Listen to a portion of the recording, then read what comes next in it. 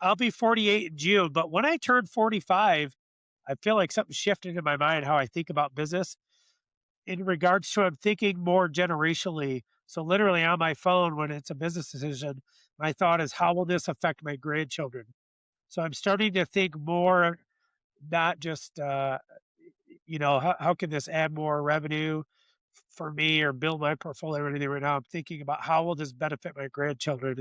So that is really helping me because as an entrepreneur, it's so easy to just get off track with so many different ideas and opportunities and this and that, especially with AI. Oh my gosh, you can bring an idea to life so fast now. But to me, there's got to be, so my conclusion in all that is there has to be an asset tied to it and there has to be a passive recurring income to it. And Mhm. so that's why we're sticking with, selling and launching franchise or selling franchises because the royalty, the passive revenue side. And then, and then as the opportunities present themselves, adding the assets to them, which like, right, we just build a software out for our industry. So that's an asset to be for this. And then adding the real estate campgrounds, like I was telling you about, campground storage facility, white glove, all that.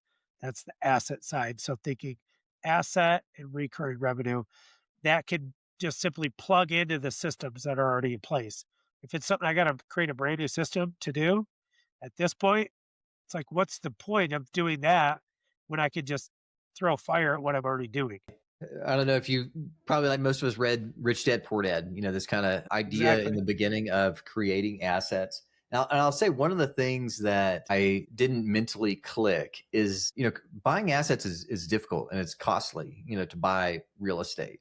But you can also, especially in the world that we're in, create both digital and business assets when most of us who don't have a lot of capital, or even if we do have a lot of capital, you may be able to create a higher returning income on your cash if you're building out systems that are businesses and you own those businesses. So it's a really interesting way to look at it. And it also allows for more scalability versus had you gone and taken all your capital and purchased one RV site.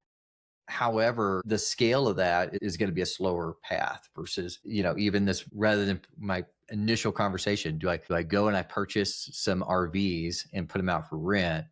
Well, you could take someone else's RVs and you could offer a service and then you could scale that. And I imagine the upfront capital cost on that is lower. And you can start to focus on building out that systems. No, I completely agree. And I think too, the big thing that our generation doesn't want to miss right now is all the baby boomers that are retiring and literally just shutting down their businesses.